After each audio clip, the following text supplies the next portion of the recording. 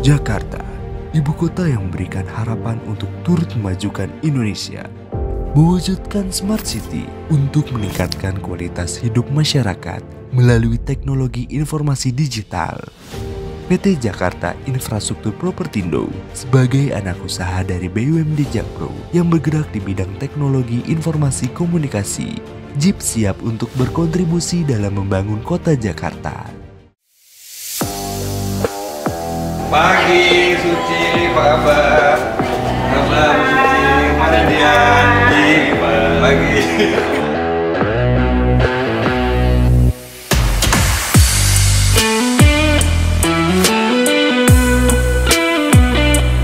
Selamat pagi, Mak.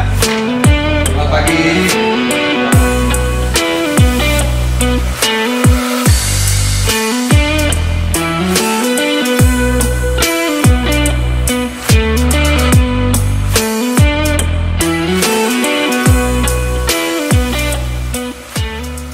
Terima kasih masih bersedia tatap muka dengan urbancity.id. Ya. Ini mudah-mudahan bisa bermanfaat untuk kita semua dan seluruh pemirsa yang menyaksikan tayangan YouTube kita. Kenapa sih JIP yang kemudian sekarang diamanahkan kepada Bapak itu ingin rebranding? Nah, ini menarik nih, ingin rebranding. Kenapa? Kira-kira apa alasan ini, Pak? Ya, alasannya sebetulnya simpel ya. Jadi kami ingin berperan aktif di ekosistem ICT telco Jakarta khususnya dan Indonesia secara umum. Otomatis kami harus bukan rebranding, mengenalkan JIP, siapa JIP, kemudian apa sih JIP itu, dari siapa, apa, kenapa, dari berangkatnya dari itu semua ya. Jadi otomatis yang program-program yang kita lakukan, bahkan kami sudah langsung mungkin pada saat bicara 100 hari kerja itu, saya itu langsung minta sosial media kita aktif. Jadi kita punya Instagram, kita punya YouTube, bahkan TikTok juga kita punya, LinkedIn juga kita mainkan gitu ya. Saya minta ada tim yang benar-benar menggarap itu. Bahkan ada beberapa juga kita hire juga dari luar sampai di level manajernya dan GM-nya. Nah, itu penting gitu loh. Kenapa? Karena zaman sekarang memang udah mengarah ke sana. Betul. Kita bisa lebih mudah sebetulnya memperkenalkan diri ya kalau kita aktif di sosial media. Alhamdulillah contohnya lah Instagram kita aja udah centeng biru. Itu saya apresiasi banget sama tim JIP ya, tim marketingnya gitu ya, corporate-nya juga, corporate rokoknya. Nah, selain kita aktif di sosial media yang membantu kita buat mengenalkan brand JIP ini kepada masyarakat, yang kedua otomatis kita juga harus engage dengan para pemain-pemainnya. Siapa aja sih pemain-pemainnya? Ya macam-macam, ada dari operator seluler, ada dari internet service provider, ada yang unicorn gitu kan, gitu. Bahkan PH aja itu kita engage. Kemudian saya juga minta sama tim juga dengan media harus ada interaksi. Betul ya. Jadi kenapa? Ya ini kita sekarang kan bagaimanapun juga harus semangatnya itu kolaborasi. Kita kalau main sendiri pasti susah lah. Ya. Hari gini ya, hari sekarang ya. Jadi gini hari masih sendirian gitu. Ya kurang lebih begitu. Apalagi ya, kita punya hashtag yang cukup baik, yang cukup bagus, dan ini sebetulnya melanjutkan dari yang sebelumnya. Jadi hashtagnya tuh jadikan itu pasti gitu. Jadi JIP ya, jadi hashtagnya jadikan itu pasti. Jadi kita benar-benar punya semangat, punya motonya itu adalah apa yang mau kita kolaborasikan itu insya Allah harus kita jadikan. Kalau ngomongin proof of concept, ke kami ini proof of revenue gitu. Jadi insya Allah lah ini kita ini. Tapi yang kita coba kolaborasikan, otomatis ya kita juga mencoba untuk memaksimalkan apa yang kami miliki di sisi Pemprov DKI juga. Maksudnya dari sisi Jakpro-nya lah khususnya gitu loh. Artinya memang kalau benar-benar ini sukses dikolaborasikan, potensinya sangat besar ya, sangat besar. Untuk di create sebagai sebuah income gitu ya. Betul. Oke. Sekarang kalau antar BUMD saja misalnya, cukup banyak sekali ya. Sama terkait dengan telco ya sekarang. Iya, betul. Karena memang zamannya ke sana. Betul. Nah, terkait dengan telco sendiri, saya tertarik juga tadi terkait dengan bisnis data center. Ya. Nah, itu seperti apa tuh, Bang? Ya, sebetulnya kalau ngomongin data center sudah banyak ya yang data center yang ada di Jakarta dan sekitarnya. Kita bisa bicara yang ada di Sabar, yang ada di bahkan di pinggiran Jakarta ya. Karena saat ini yang kita lihat adalah dengan adanya perubahan kebutuhan data center ini, kami melihatnya sudah mulai masuk diinginkan gitu ya oleh para calon customernya atau calon tenannya itu berada dekat dengan premisisnya mereka, dengan kantornya atau kantornya lah gitu. Jadi sekarang sudah ada yang namanya konsep edge data center, which is itu adalah data center yang kapasitasnya tidak terlalu besar, bisa dibilang medium ke bawah, dan itu ada di dalam kota, tapi ada beberapa spotted. Nah, kami melihat ini peluang, ya kan, karena kami juga punya beberapa aset yang bisa kita kolaborasikan. Saat ini kalau bicara dengan di dalam Jakpro-nya untuk data center ini, kita saat ini lagi ada pembicaraan intens dengan saudara kita LRT Jakarta yang di Kelapa Gading. Nah, insya Allah mudah-mudahan dalam waktu dekat kita akan mulai bangun 100 rak lah di sana untuk data center gitu. Kedua, marketnya siapa? Nah, marketnya ini juga yang nantinya ke depannya bisa jadi menjadi sinergi dari BUMD di Jakarta. Kami sudah ada beberapa korespondensi, bahkan juga ada paparan gitu ya. Tim sales kami, tim marketing kami juga sudah cukup aktif datang ke beberapa BUMD gitu loh, untuk menyampaikan bahwa kita rencananya akan bangun data center, dan beberapa juga ada yang berminat untuk menaruh atau langsung sewa sama kita, kurang lebih seperti itu. Ini kan pemain data center kan di kita sudah cukup banyak, dan ini big semua perusahaan semua. Bagaimana kemudian Bapak mau masuk ke situ? Ya tadi yang penting kita tahu captive marketnya siapa. Kita tidak bersaing sama mereka gitu. Kita kalau bisa berkolaborasi ya kolaborasi bisa gitu. Karena ya saat ini mungkin kita di kolam yang berbeda aja gitu ya. Mereka mungkin udah player besar segala macam, mereka juga sudah punya tenan-tenan besar, bahkan revenue per tahunnya juga ada yang tembus sampai triliunan gitu ya.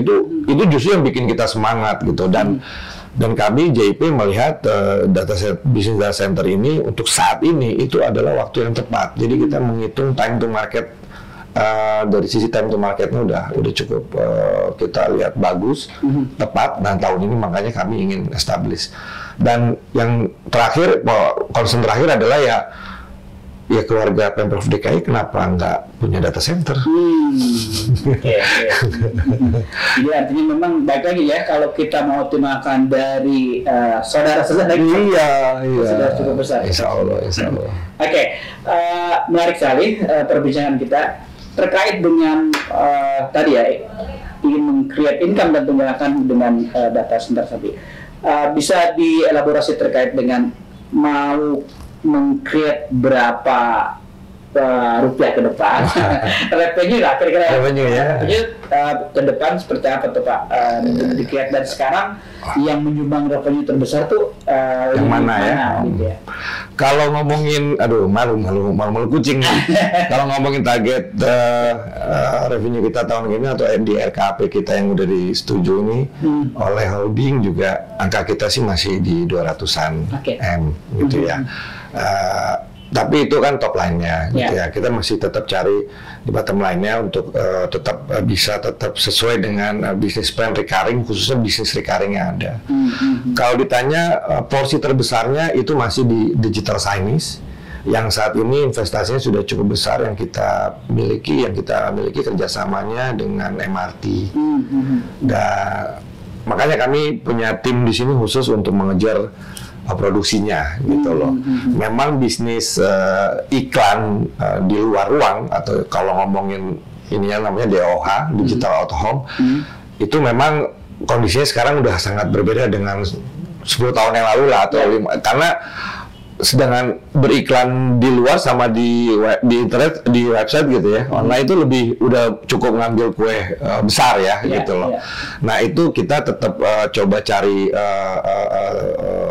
rumusnya, ramuannya. Makanya tadi saat ini kita juga ada kerjasama dengan pihak swasta, pihak ketiga. Kita punya situs berita namanya Livepod. Nah itu kita cari revenue juga dari iklan juga gitu ya. Saat ini sedang kita coba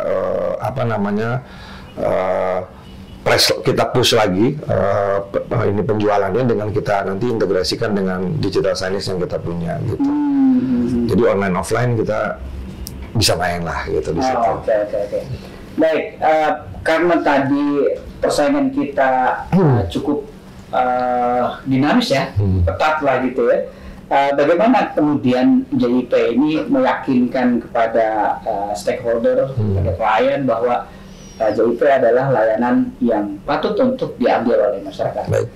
Ya, selain tadi bahwa kita adalah bagaimanapun keluarga besar ya, dari salah satu BUMD Pemprov DKI, kami pastinya menawarkan dari sisi privilege ya yang kita akan coba bangun gitu ya, untuk akses di beberapa lokasi yang dimiliki oleh Pemprov DKI atau keluarga dari BUMD-nya Pak gitu loh. Jadi kami merasa bahwa bisnis-bisnis yang kita saat ini jalankan itu kedepannya kita masih 5 tahun sampai 10 tahun itu kita lihat masih bergerak slightly naik ya Pak ya. Nah jadi kayak contoh kayak tower, kemudian tadi yang apalagi 5G udah mungkin mau komersial live ya, mungkin sudah komersial live, tapi saat ini beberapa operator sedang mempertimbangkan lokasinya. Nah kalau kita bicara lokasi di mana itu kan juga kita melihatnya pastinya ada di lokasi-lokasi yang cukup ramai, di mana mungkin perlu kerjasama dengan aset-aset yang dimiliki oleh Pemprov DKI. Nah, kami coba membantu berada di tengah-tengahnya untuk dengan pihak operator atau ISP-nya, dengan pihak pemerintah daerah DKI-nya, Pak. Gitu. Kurang lebih seperti itu. Jadi kalau ditanya lebihnya kami, ya kami di sini selain kami paham di teknologinya, kami juga sudah menjalankan bisnisnya. Kami juga ada komunikasi yang direct gitu ya, jalur komunikasi dengan Pemprov DKI dan keluarganya gitu. Oke. Ini menjelang terakhir pertanyaannya, menjelang terakhir terkait dengan kesemrawutan Jakarta. Bapak sendiri melihatnya seperti apa sih dan ingin seperti apa nanti terkait dengan utility tadi? Baik, ya kalau inginnya seperti apa pastinya ya kalau kita lihat di kota-kota besar di negara lain kan udah nggak ada kabel semrawut gitu ya. Itu kan udah langsung imbasnya tuh langsung gitu ya. Pada saat warga ngeliat udah nggak ada kesemrawutan di atas tuh indah gitu ya. Jadi sekarang cita-cita kami ya kita ingin merealisasikan Jakarta itu lebih indah, lebih rapi, lebih bersih gitu. Itu udah pasti. Jadi smart city yang digaung-gaungkan itu ya pastinya selain bikin warganya lebih nyaman, kedua ya mungkin beraktivitas atau mengakses ininya lebih efisien juga. Jadi sebetulnya SJUT ini satu kesatuan dengan program revitalisasi trotoar. Pada saat dulu diinisialisasi, kalau kita bicara sejarahnya ya. Jadi pas trotoarnya dirapihin gitu, dibagusin, sekalian kabelnya diturunin. Kurang lebih idenya seperti itu. Dan sampai detik ini pun juga kami masih terus mensinkronisasikan timeline-nya, waktu kerjanya dengan revitalisasi trotoar tadi gitu loh. Kalau bicara ruas jalannya saat ini memang belum semua mencakup semua ruas jalan yang ada di DKI Jakarta. Tapi kami megang sekitar 115 km di 32 ruas jalan. Kemudian teman-teman di Saranajaya juga megang sekitar ya 35 ruas jalan. Jadi ruas-ruas jalan yang kita saat ini dikerjakan adalah ruas-ruas jalan protokol, ruas-ruas jalan besar yang mana dilalui oleh kebanyakan warga pada saat beraktivitas gitu kan. Jadi mudah-mudahan itu udah langsung bikin kelihatan Jakarta lebih rapi gitu loh. Ya mungkin dengan urban ya, urban itu kan cukup kena ya gitu loh. Dan kami berkeyakinan bahwa program SJUT ini itu adalah program yang sangat kena lah di hati masyarakat. Dan apa yang kami lakukan ini adalah salah satu ikhtiar kita nih buat membantu Pemprov DKI punya cita-cita tadi.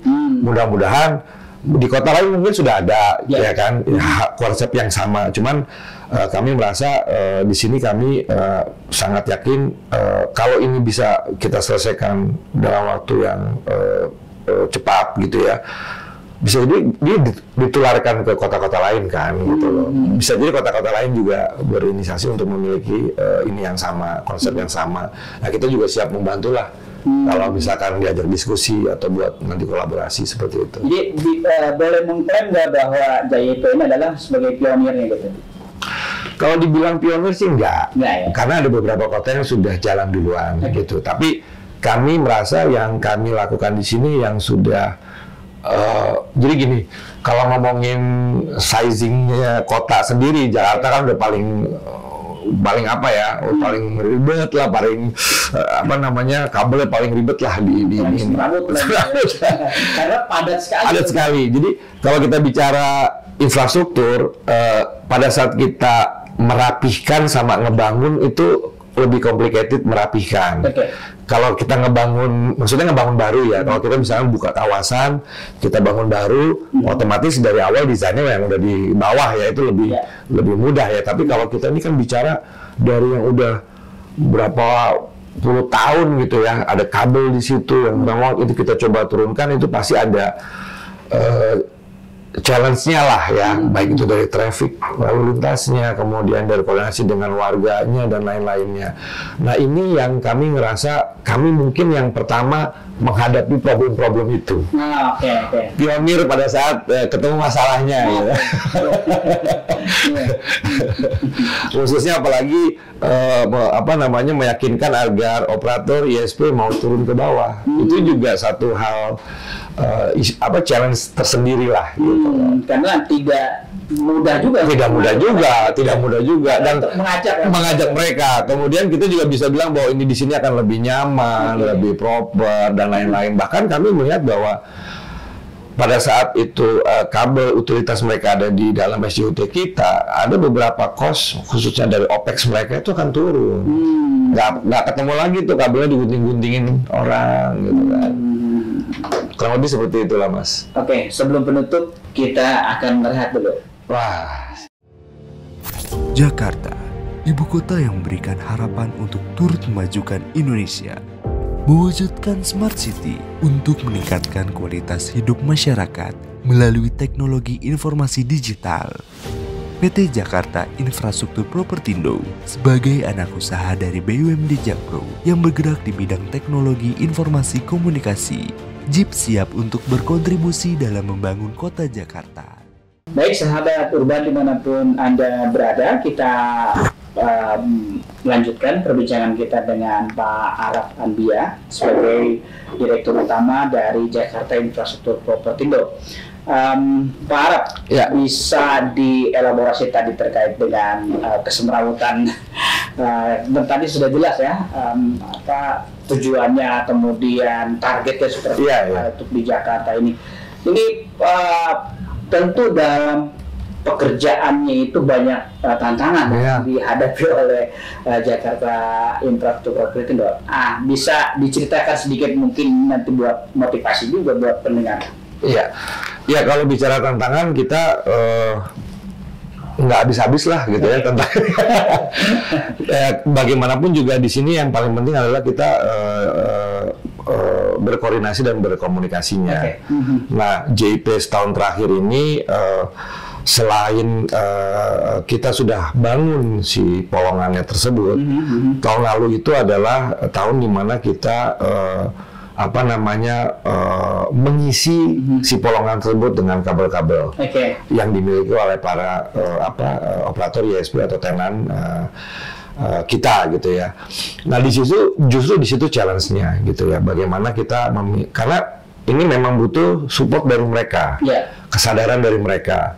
Bagaimanapun ya, kalau saya bikin tempatnya gitu, tapi nggak ada yang mau turun ya percuma kan gitu. Nah, disinilah kami JIP berada di antara Pemprov DKI selaku pemegang kebijakan SJUT ini dengan para pemain telco ICT, ya kan. Nah, kami berada di tengah sini, di mana kami cukup intens ya kan ke arah mereka, ke arah ISP atau para tenan, dan kami juga memastikan kita ngikutin target atau kebijakan yang diminta oleh Pemprov DKI gitu. Nah, ini yang ya kita men-tailor-made ya, kita mengorkestrakan itu semua saat ini gitu.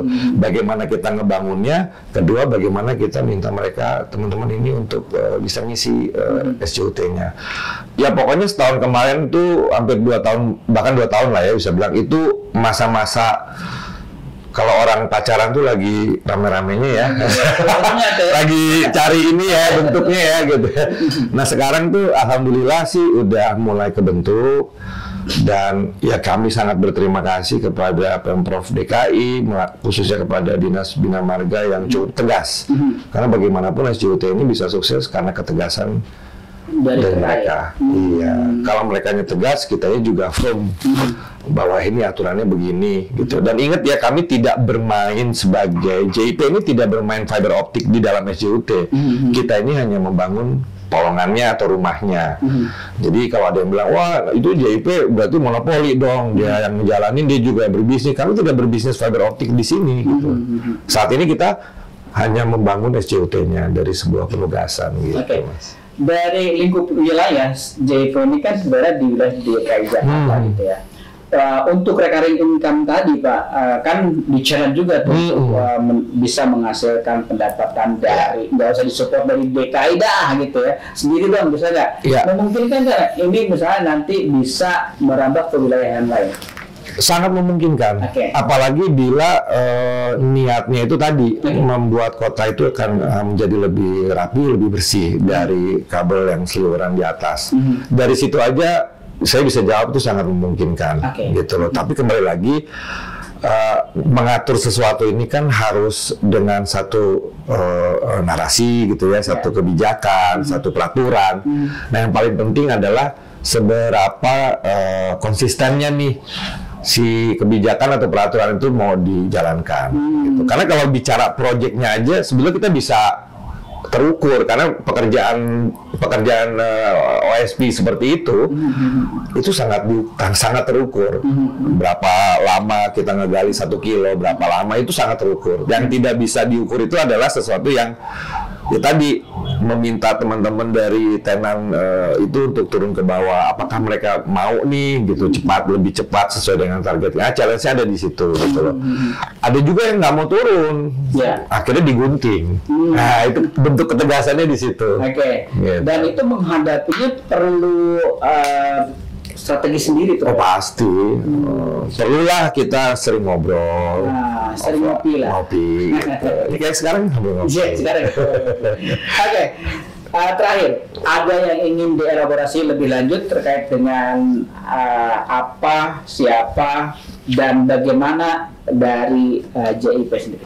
Ya, ke depan ya. Jadi ya kalau dari kami seperti yang sebelumnya juga saya sempat sampaikan di awal bahwa saat ini kita sangat terbuka untuk berkolaborasi dengan para teman-teman di luar sana yang khususnya di komunitas ICT Telco Jakarta, Indonesia khusus umumnya ya. Kami di sini tim kami cukup paham dari sisi teknologi. Kami juga cukup mengerti apa yang ke depan harus kita perbuat di masa transisi atau masa perkembangan teknologi ICT ini gitu loh. Nah, apalagi kita lihat sekarang masyarakat ini udah berubah pola hidupnya nih, ya karena selain itu kami juga punya concern tersendiri dengan bagaimana kita bisa membantu masyarakat DKI langsung. Contohnya dari UMKM-nya. UMKM-nya di mana? Nah, karena kami menggelar di rumah susun, otomatis di rumah susun kami coba bantu para penghuninya, para ininya ingin berbisnis kecil-kecilan UMKM. Nah, ini kami ngajak ya gitu, kalau teman-teman luar yang mau kolaborasi sama kita, mau kita gerakin UMKM di rumah susun, ayo kami sudah punya jalurnya, kami sudah punya bentuk strategi bisnisnya seperti apa juga gitu loh. Tapi yang pasti di sini kita memang sangat ingin membantu mereka bisa lebih baik lagi dari sisi perekonomiannya gitu. Bahkan ya kami sendiri saat ini tetap CSR kami fokus di memberikan layanan WiFi hotspot gratis di rumah susun. Untuk tetap kita tambahin titik-titiknya gitu. Baik, terima kasih perbincangan kita Pak Arep, mudah-mudahan bermanfaat untuk semua pemirsa yang menyaksikan video kita ini, dan semoga kita bisa bersua kembali di acara berikutnya. Baik, ya. Kita bisa ngopi lagi. Jadi kita bisa, sebelum kita mengakhiri, kita tos dulu. Oke, makasih Mas. Baik, sahabat urban yang berbahagia, itulah perbincangan kami dengan Pak Arep Andia sebagai Direktur Utama dari Jakarta Infrastruktur Propertindo, dan jangan lupa like, comment, share, and subscribe. Dan saya cukup sekian, pamit undur diri. Assalamualaikum warahmatullahi wabarakatuh. Waalaikumsalam warahmatullahi wabarakatuh. Jakarta, ibu kota yang memberikan harapan untuk turut memajukan Indonesia, mewujudkan Smart City untuk meningkatkan kualitas hidup masyarakat melalui teknologi informasi digital.